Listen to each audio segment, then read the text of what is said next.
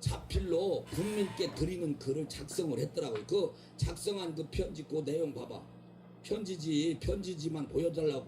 이거를 왜 찍어 놓은 거 어디 갔어? 이거 찍은 거 있잖아. 아 이거 올려 그냥 이거. 그렇지. 자 이거 보세요.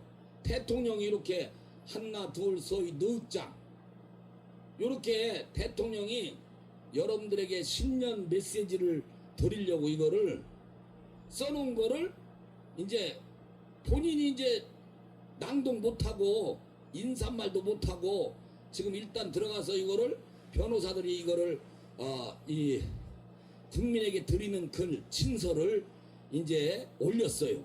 자 요거를 제가 여러분 보기 쉽게 텍스트로 여기다 만들었습니다. 이 전체를. 이게 시간이 한 20분 정도 걸리는데 그래도 여러분 국민께 드리는 그 올려봐.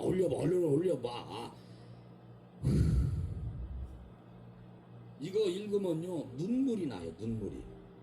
그 대통령이 여러분들에게 진짜 새해를 맞이해서 그리고 또 대통령이 왜 계엄령을 선포했는지 그것까지 다 설명이 들어갔어요. 자 들어봐요. 천천히 읽어드릴 테니까. 국민께 드리는 글. 국민 여러분, 새해 좋은 꿈 많이 꾸셨습니까? 을사년 새해에는 정말 기쁜 일 많으시길 바랍니다. 저는 작년 12월 14일 탄핵 소추되고 나서 혼자 생각하는 시간을 많이 갖게 됐습니다. 좀 아이러니하지만 탄핵 소추가 되고 보니 이제서야 제가 대통령이구나 하는 생각이 듭니다. 26년의 공직생활, 8개월의 대선운동, 대통령 당선과 정권 인수작업, 대통령 취임 이후 새벽부터 밤늦게까지 정신없이 일만 하다 보니 제가 대통령이라는 생각을 못하고 지내온 것 같습니다. 공직 인사, 선거 공약과 국정 과제, 현안과 위기 관리 등 외교, 안보, 경제, 사회 문제를 정말 치열하게 고민하고 토론하고 어려운 결정을 해야 하는 일이 많았습니다. 저는 학창 시절부터 능력은 노력이라는 생각을 가지고 살아왔기에 무조건 열심히 치열하게 일해왔습니다. 대통령답게 권위도 갖고 휴식도 취하며 하라고 조언하는 분도 많이 계셨지만 취임 이후 나라 안팎의 사정이 녹록지 않았습니다. 글로벌 안보 및 공급망 위기, 고물가, 고금리, 고환율의 외생적 경제 위기가 닥쳐왔습니다. 지난 정부의 포퓰리즘 정책에 따른 국가 채무의 폭발적 증가, 부동산 정책 실패에 따른 영끌 가계대출 문제, 소주성 정책에 의한 최저임금 인상 등으로 자영업자와 소상공인, 중소기업의 경영 악화와 대출금 문제 등은 경제 위기를 극복해 나가는데 어려움을 더하였습니다. 하지만 국민 여러분께서 어려운 여건에도 저와 정부를 믿고 따라주신 덕분에 차근차근 현안과 위기를 풀어갈 수 있었습니다. 징벌적 과세 정책을 폐기하고 시장 원리에 충실하게 부동산 정책을 펴온 결과 주택 가격을 안정적으로 관리하고 글로벌 중추국과 외교와 경제를 연결하여 해외 시장을 개척하고 수출에 노력한 결과 지난해에 역대 최대 수출 실적을 달성하고 우리보다 인구가 2.5배 많은 일본을 거의 따라갔습니다. 1인당 GDP는 지난해 일본을 추월했고요. 한미동맹의 핵기반 업그레이드와 포괄적 전략 동맹 강화, 그리고 한일관계 정상화를 통한 한미일 삼국 협력 체계는 우리 경제의 대외 신인도를 든든하게 뒷받침해 주었습니다. 요새는 안보와 경제 그리고 사회 개혁을 위해 이리 뛰고 저리 뛴 지난 2년 반의 시간이 파노라마처럼 스쳐갑니다. 좀 더 현명하게 더 경청하면서 잘 했어야 했는데 하는 후회도 많이 듭니다.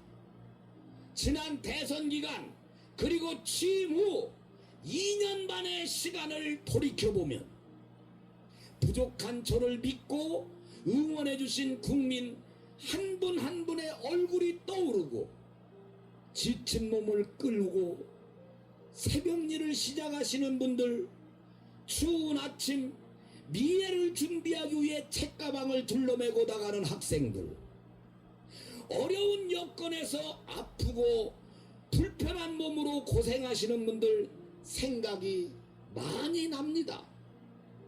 찾아뵙고 도움을 드리지 못해 안타까운 마음입니다.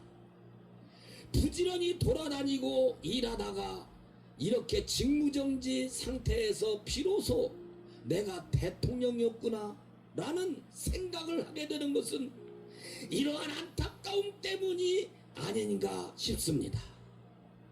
이번 직무정지가 저의 공직생활에서 4번째 직무정지입니다. 검사로서 1차례, 검찰총장으로서 2차례, 모두 3차례의 직무정지를 받았습니다. 제 주변 사람들은 제게 적당히 타협하고 조금 쉬운 길을 찾지 않는다고 어리석다고 합니다. 어리석은 선택으로 직무정지를 받다 보면 가까운 사람들이 등을 돌리고 외로움을 느낄 때도 있지만, 시간이 지나면 오해도 풀리고 많은 분들의 응원과 격려가 힘이 되었습니다. 늘 저의 어리석은 결단은 저의 변함없는 자유민주주의와 법치주의에 대한 신념이었습니다. 자유민주주의 아닌 민주주의는 가짜 민주주의고, 민주주의 이름을 빌린 독재와 전체주의입니다. 민주주의는 개인의 자유를 지켜주기 위한 제도이고, 자유민주주의는 법치주의를 통해 실현되는 것입니다. 또 우리 공동체 모든 사람들의 자유가 공존하는 방식이 바로 법치입니다. 법치는 자유를 존중하는 합리적인 법과 공정한 사법관에 의해 실현됩니다. 법치주의는 자유민주주의의 핵심 요소입니다. 자유민주주의는 경제에 있어 자유시장경제 원리와 결합하여 자율과 창의를 통해 우리의 번영을 이루어내고, 풍부한 복지와 연대의 재원을 만들어내며 번영의 선순환을 만들어냅니다. 우리나라는 부존 자원이 없지만 훌륭한 인적 자원을 가지고 있고, 개방적이고 활발한 국제 교역을 통해 발전해 왔습니다. 오늘날 세계는 안보, 경제, 원자재 공급망 등에서 모든 나라들이 서로 복잡한 관계를 맺고 있습니다. 우리의 번영을 지속하고 미래 세대에 이어주려면 자유와 법치의 가치를 공유하는 국가들과의 연대가 특히 중요합니다. 물론 우리에게 적대적인 공격을 하지 않는 국가는 체제와 가치가 다르더라도 상호 존중과 공동 이익에 추구하는 현실적인 측면에서 협력해야 합니다. 하지만 체제와 지향하는 가치가 우리와 다르고 우리에게 적대적인 영향력 공세를 하는 국가라면 늘 경계하면서 우리의 주권을 지키고 훼손당하지 않도록 해야 합니다. 외부의 주권 침탈 세력의 적대적 영향력 공작을 늘 경계해야 하는 것입니다. 그렇게 해야 그런 세력의 영향력을 차단하고 우리를 만만히 보지 않도록 하면서 상호 존중과 공동 이익을 실현할 수 있는 것입니다.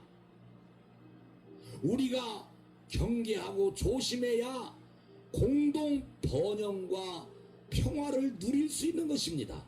제2차 세계대전 이후 유엔이 설립되고 어떤 사유이든 분쟁을 군사 공격과 전쟁으로 해결하는 것은 국제법상 금지되고 방어 목적 이외 전쟁은 금지되었습니다. 총칼로서 피를 흘리는 군사 공격과 전쟁 도발은 국제법상 금지되었으므로 강대국이라 하더라도 외교상 큰 부담으로 작용하게 되어 총칼을 쓰지 않는 회색지대 전술이 널리 사용되게 된 것입니다.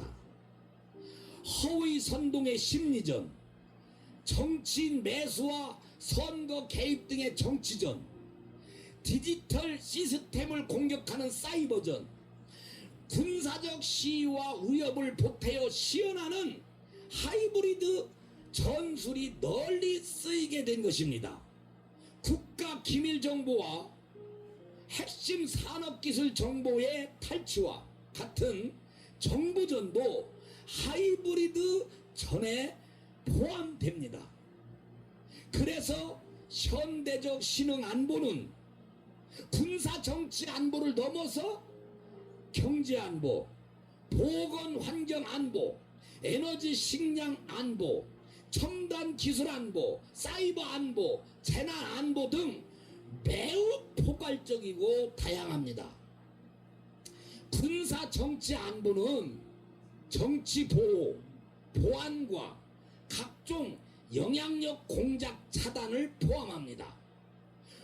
군사 도발과 전쟁은 상대국의 주권을 침탈하는 정치 행위인데 국제법이 금지하는 군사 도발과 전쟁을 하지 않고 공격과 책임 주체도 뚜렷이 드러나지 않는 다양한 회색지대 하이브리드 전을 주권 침탈의 수단으로 사용하는 것입니다. 특히 권위주의 독재국가, 전체주의 국가는 체제 유지를 위해 주변국을 비롯한 많은 국가들을 속국 내지 영향권 하에 두려고 하고 있습니다. 국내 정치 세력 가운데 외부의 주권 침탈 세력과 손을 잡으면 이들의 영향력 공작에 도움을 받아 정치 권력을 획득하는 데 유리합니다. 그러나 공짜는 없습니다. 우리의 핵심 국익을 내줘야 합니다. 국가 기밀정보, 산업기술 정보뿐만 아니라 원전과 같은 에너지 안보와 산업 경쟁력 등을 내주고 나아가 자유의 가치를 공유하는 국가들과의 연대를 붕괴시키고 스스로 외교 고립화를 자초합니다. 국익에 명백히 반하는 반국가 행위를 하는 것입니다. 이런 세력이 집권 여당으로 있을 때뿐만 아니라 국회의석을 대거 점유한 거대 야당이 되는 경우에도 국익에 반하는 반국가 행위는 계속됩니다. 막강한 국회 권력과 국회 독재로 입법과 예산 봉쇄를 통해 집권 여당의 국정 운영을 철저히 틀어막고 국정 마비를 시킵니다. 여야 간의 정치적 의견 차이나 견제와 균형 차원을 넘어서 반국가적인 국익 포기 강요와 국정 마비, 헌정 질서 붕괴를 밀어붙입니다. 이건 남의 나라 이야기가 아닙니다. 바로 대한민국의 현실입니다. 어떤 정치 세력이라도 유권자의 눈치를 보게 되어 있어 무도한 폐악을 계속하기 어렵지만 선거 조작으로 언제든 국회의석을 계획한 대로 차지할 수 있다든가 행정권을 접수할 수 있다고 자신한다면 못할 일이 뭐가 있겠습니까?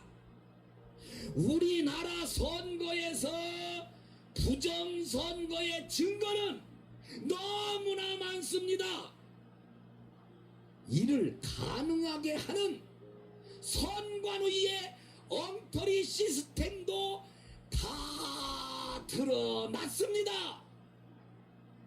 특정인을 지목해서 부정선거를 처벌할 증거가 부족하다 하여 부정선거를 음모론으로 일축할 수 없습니다. 칼에 찔려 사망한 시신이 다수 발견됐는데 살인범을 특정하지 못했다 하여 살인사건이 없었고 정상적인 자연사라고 우길 수는 없는 것입니다. 정상적인 법치국가라면 수사기관에 적극 수사 의뢰하고 모두 협력하여 범인을 찾아야 하는 것입니다. 선거 소송의 투표한 검표에서 엄청난 가짜 투표지가 발견되었고 선관의 전산 시스템이 해킹과 조작의 무방비이고 정상적인 국가기관 전산 시스템의 기준에 현격히 미달한데도 이를 시정하려는 어떠한 노력도 하지 않을 뿐 아니라 발표된 투표자 수와 실제 투표자 수의 일치 여부에 대한 검증과 확인을 거부한다면 총체적인 부정선거 시스템이 가동된 것입니다. 이는 국민의 주권을 도둑질하는 행위이고 자유민주주의를 붕괴시키는 행위입니다. 자유민주주의와 법치주의를 지향하는 정상적인 국가라면 선거 소송에서 이를 발견한 대법관과 선관위가 수사 의뢰하고 수사에 적극 협력하여 이런 불법 선거 행위가 일어났는지 철저히 확인해야 하는 것입니다. 그럼에도 이를 은폐하였습니다. 살해당한 시신은 많이 발견됐는데 피해자 가족에게 누가 범인인지 입증 자료를 찾아 고소하여 처벌이 확정되지 않은 한 살인사건을 운운하는 것을 음모론이라고 공격한다면 이게 국가입니까?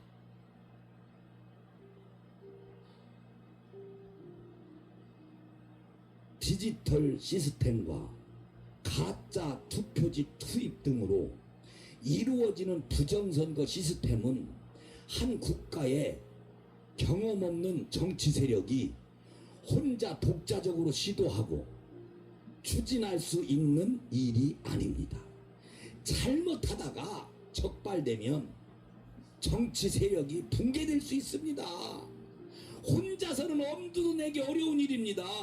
기껏해야 금품살포, 이권거래, 여론조작 등일 것입니다. 하지만 투개표 부정과 여론조사 조작을 연결시키는 부정선거 시스템은 이를 시도하고 추진하려는 정치 세력의 국제적 연대와 협력이 필요함을 보여줍니다. 투개표 부정선거 시스템은 특히 정치 세력이 장악한 여론조사 시스템과 선관위의 확인 거부 및 은폐로 구성되는 것입니다. 살인범을 특정하지 못해서 살인사건을 음모론이라고 우기는 여론조사, 여론조성 역시 투개표 부정선거 시스템의 한 축을 구성합니다. 국민 여러분께서 아시는 바와 같이 이게 우리나라 현실이라면 지금 이 상황이 위기입니까? 정상입니까? 이 상황이 전시 사변에 준하는 국가 비상사태입니까? 아닙니까? 전시와 사변은 우리 국토 공간 위에서 벌어지는 물리적인 상황, 즉 하드웨어의 위기 상황이라면 지금 우리의 현실은 우리나라의 운영 시스템과 소프트웨어의 위기 상황인 것입니다. 헌법 66조는 대통령은 국가 원수로서 국가를 대표하며 국가의 독립, 영토의 보전, 국가의 계속성과 헌법을 수호할 책무를 진다고 되어 있습니다. 쉽게 말하면 대통령에게 대한민국의 하드웨어를 지키고 운영 체계와 소프트웨어를 수호하라는 책무를 부여한 것입니다. 거대 야당이 국회 독재를 통해 입법과 예산을 봉쇄하여 국정을 마비시키고 우연적인 법률과 국익에 반하는 비정상적인 법률을 남발하여 정부에 대한 불만과 국론 분열을 조장하고 수십 차례의 출탄핵으로 잘못 없는 고위 공직자들의 직무를 정지시키고 심지어 자신들의 비리를 수사하고 감사하는 검사와 감사원장까지 탄핵하고 자신들의 비리를 덮는 방탄 입법을 마구잡이로 추진하는 상황은 대한민국 운영체계의 망국적 위기로서 대통령은 이 운영체계를 지켜낼 책무가 있습니다. 저는 헌법기관인 감사원장까지 탄핵하여 같은 헌법기관인 헌법재판소에 법정에 세우려는 것을 보고 헌법 수호 책무를 이행하기 위한 비상조치가 필요하다고 생각하였습니다. 거대 야당의 일련의 행위가 전시사변에 준하는 국가 비상사태라고 판단하고 대통령에게 독점적 배타적으로 부여되는 비상계엄 권한을 행사하기로 한 것입니다. 계엄은 과거에는 전쟁을 대비하기 위한 것에 국한되는 것이지만 우리 헌법은 이에 준하는 국가 비상사태라고 규정하여 전쟁 이외의 다양한 국가 위기 상황을 계엄령 발동 상황으로 예상하고 있습니다. 국가 위기 상황에서 자유민주주의 국가의 대통령이 가장 먼저 해야 할 일은 주권자인 국민들에게 국가 위기 상황을 알리고 이를 극복하기 위해 힘쓰는 자를 호소를 하는 것입니다. 힘쓰자는 호소를 하는 것입니다.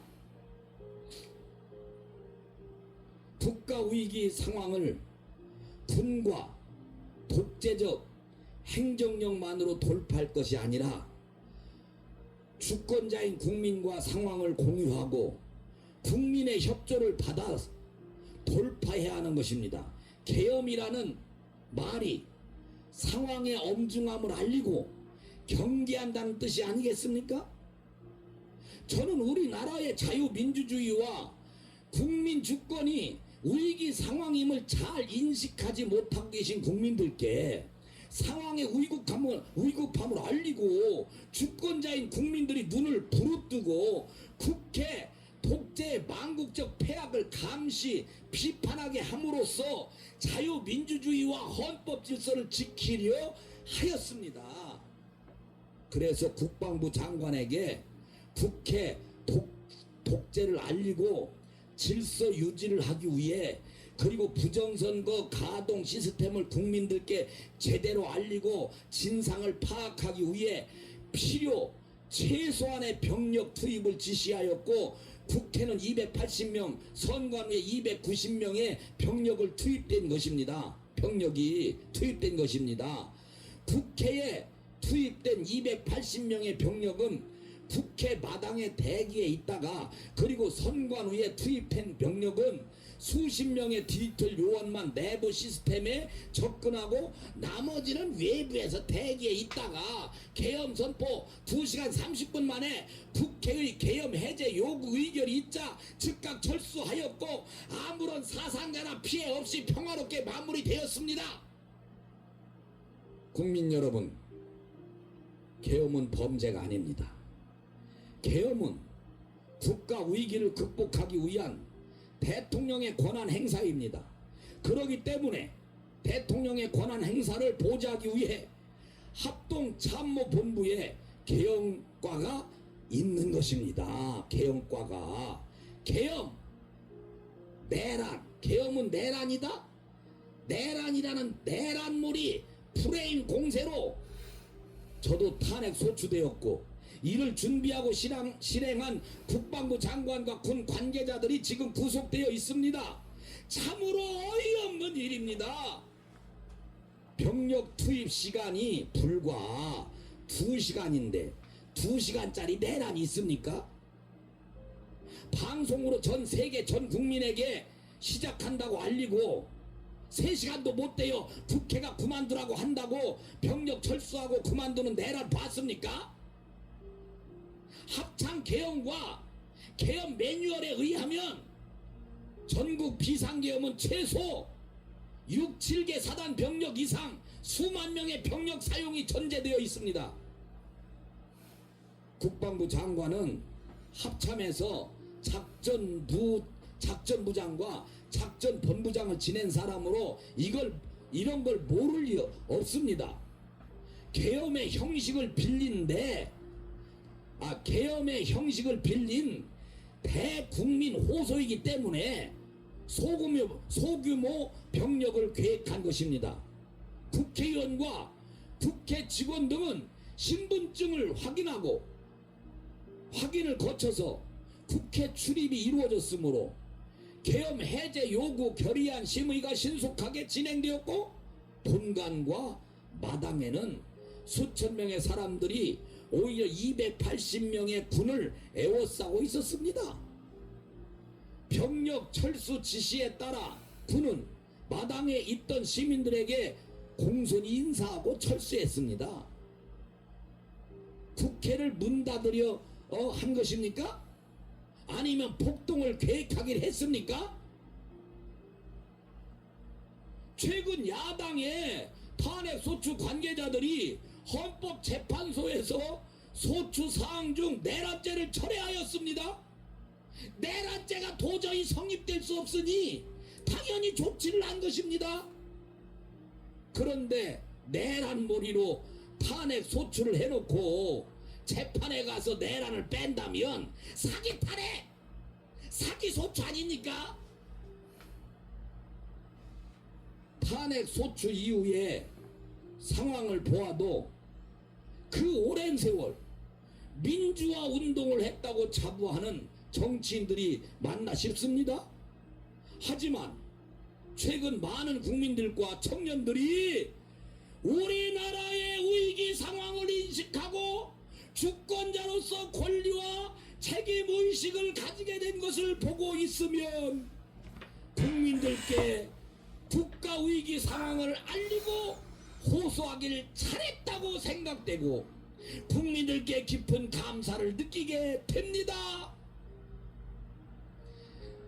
저는 대통령에 출마할 때부터 우리나라의 대통령이라는 자리가 영광의 길이 아니라 형극의 길이라는 사실을 잘 알고 있었습니다.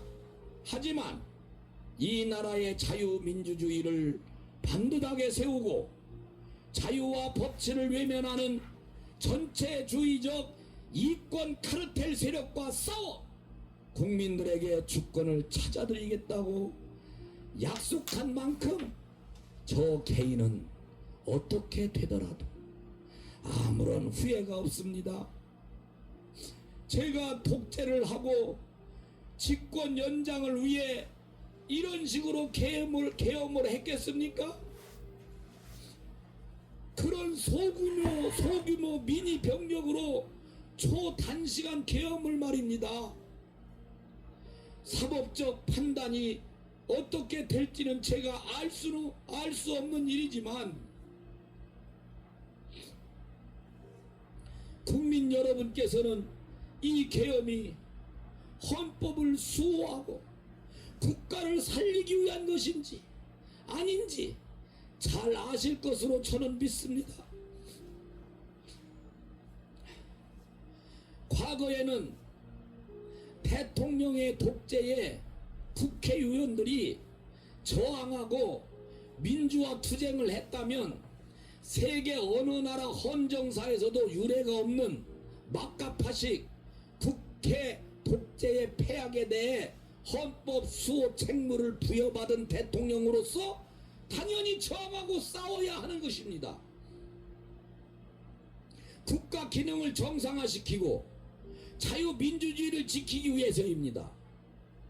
수사권 없는 기관에서 체포영장이 발부되고 정상적인 관할이 아닌 법관 쇼핑에 의해서 나아가 법률에 의한 압수수색 제한을 법관이 임의로 해제하는 위법 무효의 영장이 발부되고 그걸 집행한다고 수천 명의 기동경찰을 동원하고 일부 군사시설 보호구역을 무단 침입하여 대통령 경호관을 영장 집행 방해로 현행범 체포하겠다고 나서는 작금의 사법 현실을 보면서 제가 26년 동안 경험한 법조계가 이런 건지 어처구니가 없습니다. 자유민주주의를 경시하는 사람들이 권력의 칼자루를 쥐면 어떤 짓을 하는지, 우리나라가 지금 심각한 망국의 위기 상황이라는 제 판단이 틀리지 않았다는 씁쓸한 확신이 들게 됩니다. 자유민주주의와 법치는 동전의 양면입니다. 자유민주주의를 실현하는 법치는 형식적 법치, 꼼수 부리는 법치가 아닙니다. 이런 법치는 인민민주주의 독재, 전체주의 국가에서 자유를 억압하기 위해 악용되는 법치입니다. 법은 자유민주주의의 헌법 정신을 실현하기 위해 만들어져야 하고, 일단 만들어진 법은 다수결의 지배가 아니라 소수자 보호와 개인 권익 보호에 철저를 기해야 하는 것입니다. 우리나라 좌파 운동권도 자신들이 주류가 아닐 때는 이러한 법치주의의 보호에 기대왔지만 국회 절대 다수 의석을 차지한 다음에는 실질적 법치보다 다수결의 민주가 우선하며 법치 국가적 통제보다 민주적 통제를 앞세우고 있습니다. 저는 검찰총장 시절 민주당 정권 내 이런 무법적 폐악을 제대로 겪었습니다. 이렇게 되면 법률가 법조인은 정치 권력의 하수인으로 전락하는 것입니다. 하지만 국민 여러분 힘내십시오. 주권자인 국민 여러분께서 확고한 권리와 책임의식을 가지고 이를 지키려고 노력한다면 이 나라의 미래는 밝고 희망적입니다. 국민 여러분 감사합니다.